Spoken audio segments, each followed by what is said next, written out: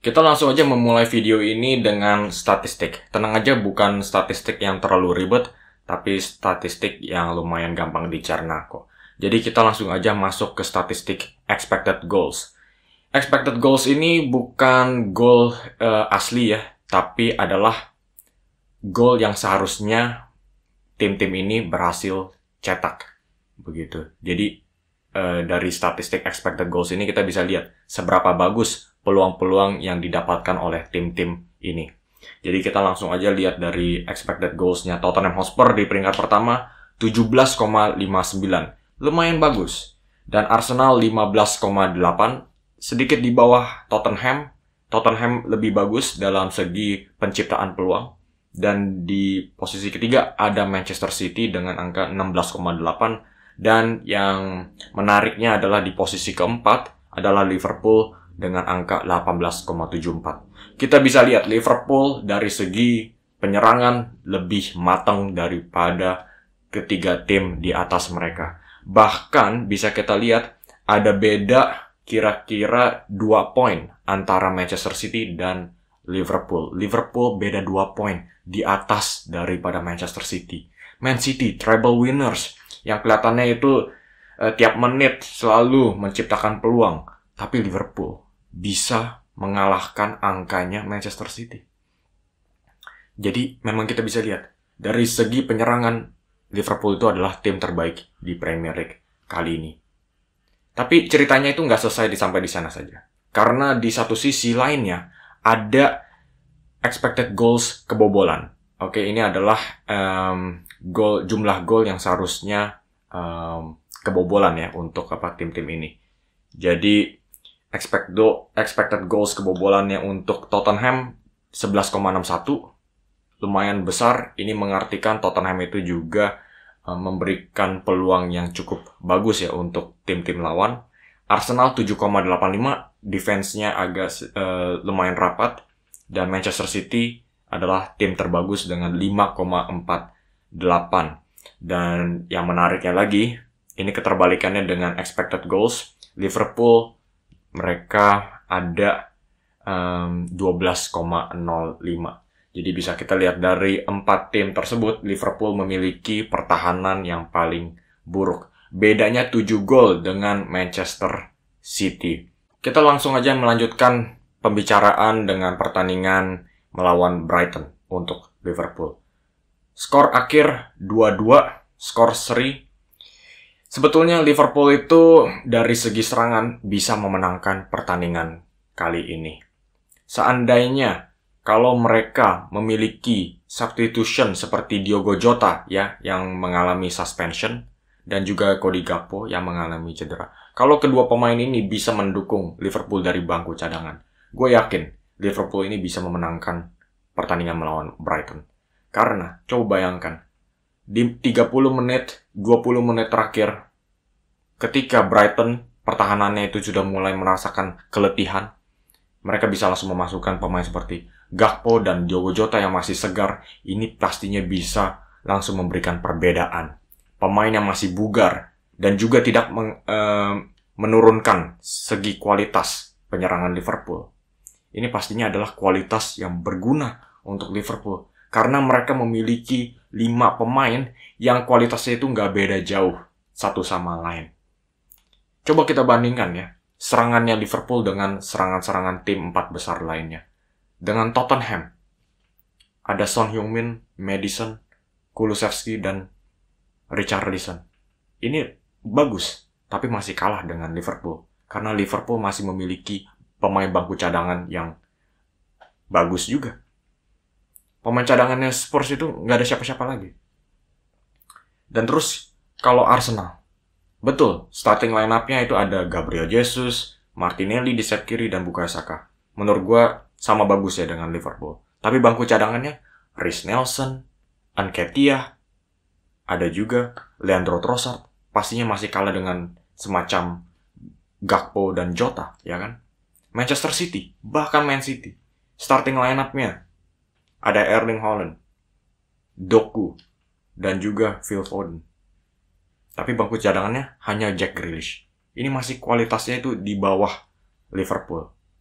Jadi dari segi serangan, Liverpool itu memiliki pemain bangku cadangan yang bisa langsung mengubah arus pertandingan. Itu adalah suatu kelebihan dari skuad Liverpool kali ini. Itu bisa kita lihat di pertandingan melawan Newcastle. Sisa waktu tinggal 15 menit. Oke. Liverpool itu sudah ketinggalan satu pemain dan juga masih ketinggalan skor 1-0. Tapi langsung dimasukkan Darwin Núñez ya. Langsung dihadapkan dengan Dan Burn yang sudah mulai merasakan capek. Begitu. Dan Darwin Núñez masih muda, masih bugar. Ya pastinya bisa langsung ngerjain si Dan Burn ini. Dan hasilnya apa? Darwin Núñez dengan skor 2 gol. Itulah efek ya dari bangku cadangan. Liverpool memiliki bangku cadangan yang sangat tebal, yang sangat dalam. Dan ini pasti bisa mengubah pertandingan, semua pertandingan. Dan juga kita bisa melihat melawan Brighton, klub ya dengan berbagai variasi pemain bertalenta di depan. Klub itu bisa memainkan berbagai macam formasi.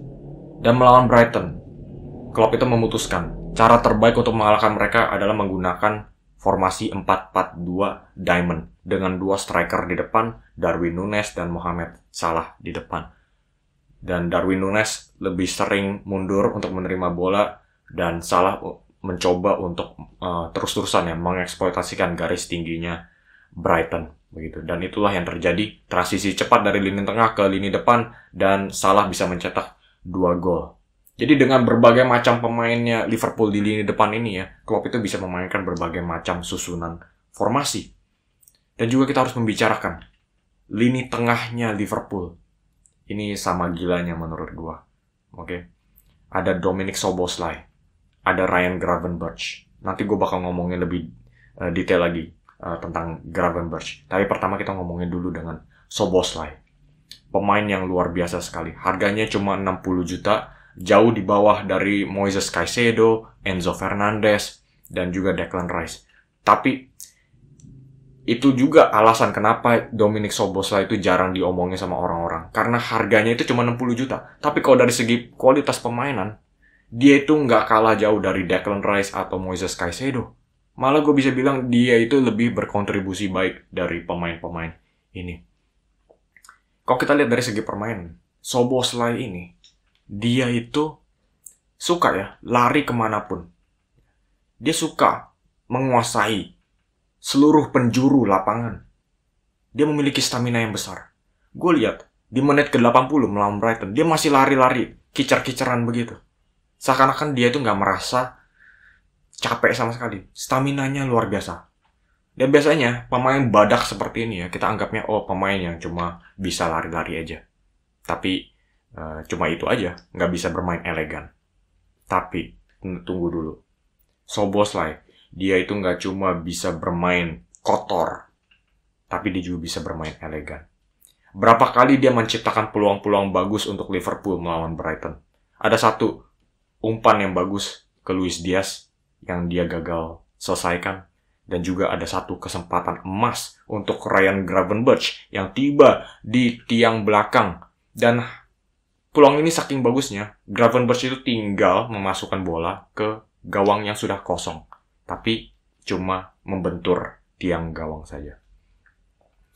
Luar biasa sekali Szoboszlai. Kontribusinya ini bisa gua samakan dengan Jordan Henderson ya. Sangat rajin dalam membantu pertahanan dan juga dia itu sangat pintar ya dalam membaca pergerakan lawan, membaca bagaimana harus bisa mengeksekusi umpan lambung. Sangat mirip dengan Jordan Henderson gitu. Di Liverpool, di lini tengah mereka itu membutuhkan satu motor serangan yang bisa bertahan dan juga sama bagusnya menyerang. Itulah Dominic Szoboszlai. Tapi nggak cuma Szoboszlai aja. Ada juga Ryan Gravenberch. Oke. Pemain ini mungkin jarang dimainkan dalam beberapa pertandingan terakhir ini. Tapi melawan Brighton gue bisa melihat. Klopp sepertinya sudah menaruh kepercayaannya ke pemain ini. Dia itu sangat bagus dalam mengolah bola di area-area sempit.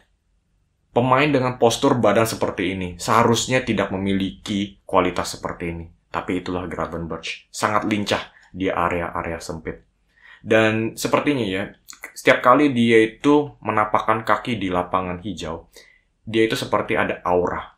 Kalau dia itu yakin bisa memberikan perbedaan. Ada senyuman-senyuman kecil yang mengartikan bahwa dia itu sangat percaya sama dirinya sendiri. Kalau dia itu memang pantas bermain di laga sebesar Premier League seperti ini.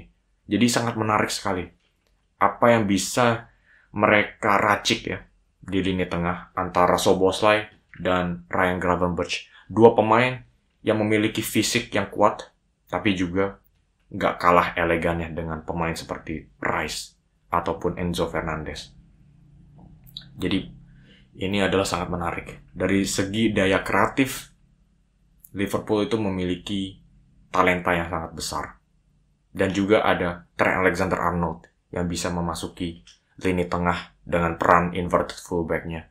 Dia bisa melesatkan umpan-umpan lambung dari tengah ke depan.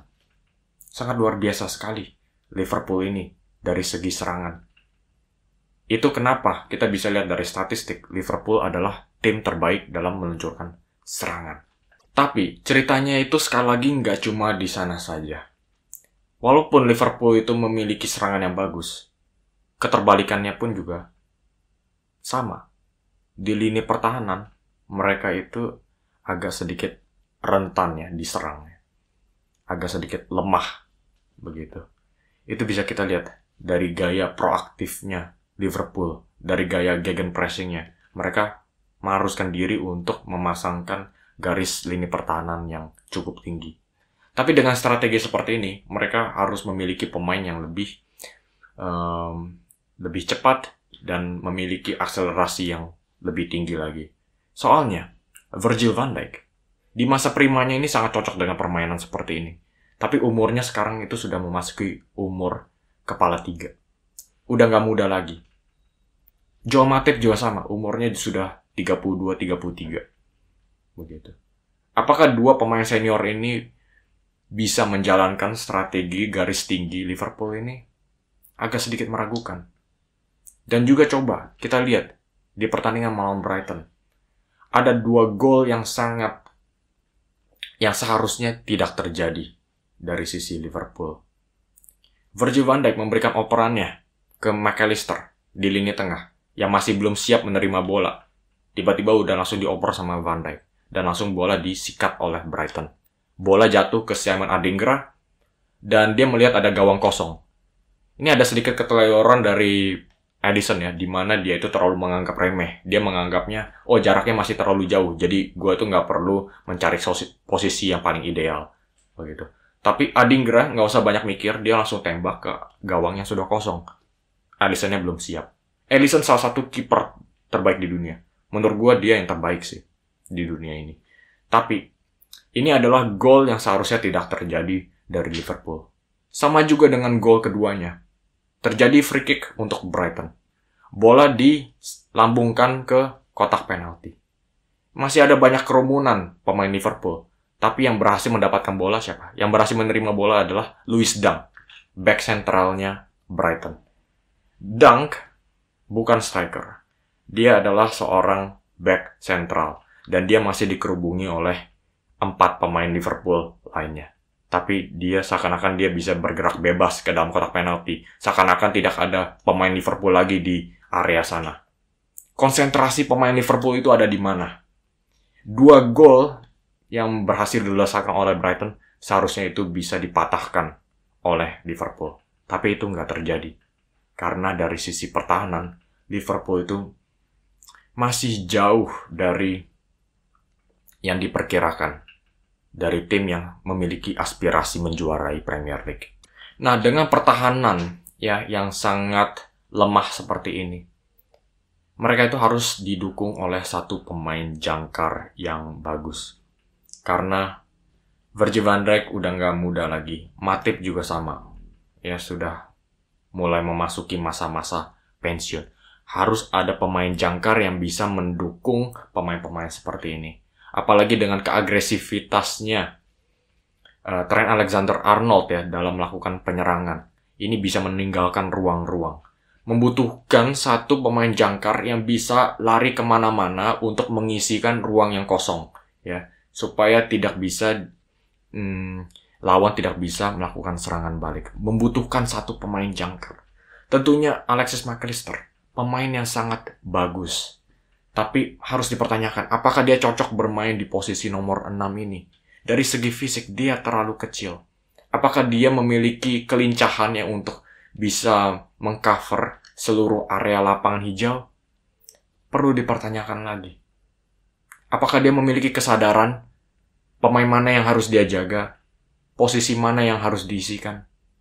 Ini banyak sekali keraguan dari McAllister. Apakah dia bisa mengisi posisi jangkar nomor 6 ini?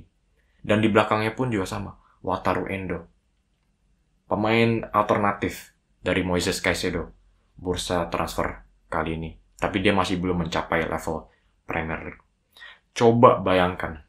Ada Moises Caicedo. Atau Declan Rice. Atau Rodri. Yang bermain di posisi nomor 6 untuk Liverpool. Gue jamin Liverpool itu bisa menjuarai Premier League. Nggak cuma bisa, tapi mereka bahkan bisa menjadi favorit juara Premier League. Itulah seberapa pentingnya, seberapa perlunya Liverpool membutuhkan satu pemain jangkar yang sangat tangguh untuk mengisi berbagai macam lobang-lobang di lini pertahanan Liverpool. Itulah kenapa gue bilang sayang sekali Liverpool tidak berhasil mendatangkan Moises Caicedo. Mereka hampir mendatangkan dengan harga 110 juta, tapi mereka mendengar Moises Caicedo mau pergi ke Chelsea, ya sudahlah, mereka harus melewatkan. Tapi sekarang, apa yang terjadi? Yang tersisa hanya ada Alexis McAllister, yang bermain di posisi yang bukan posisi alaminya dia. Di belakangnya adalah Wataru Endo, yang sudah melakukan lompatan ya, yang lumayan besar, yang pindah dari Bundesliga ke Premier League. Pastinya butuh adaptasi yang cukup memakan waktu. Jadi begitulah Liverpool. Itulah situasinya. Seandainya ada satu pemain jangkar yang bisa mengisi posisi itu. Oke guys, sampai di sana aja video kali ini. Coba kasih pendapat kalian tentang analisa gue tentang Liverpool. Apakah kalian setuju Liverpool itu memiliki serangan yang bagus, tapi tidak didukung dengan pertahanan yang memadai? Coba kasih komen Anda di kolom di bawah. Dan seperti biasa, jangan lupa klik like dan subscribe, karena gue bakal terus upload konten-konten Premier League. Dari like dan subscribe ini merupakan dukungan yang besar ya untuk channel ini. Oke, sampai jumpa di video selanjutnya dan terima kasih sudah menyaksikan.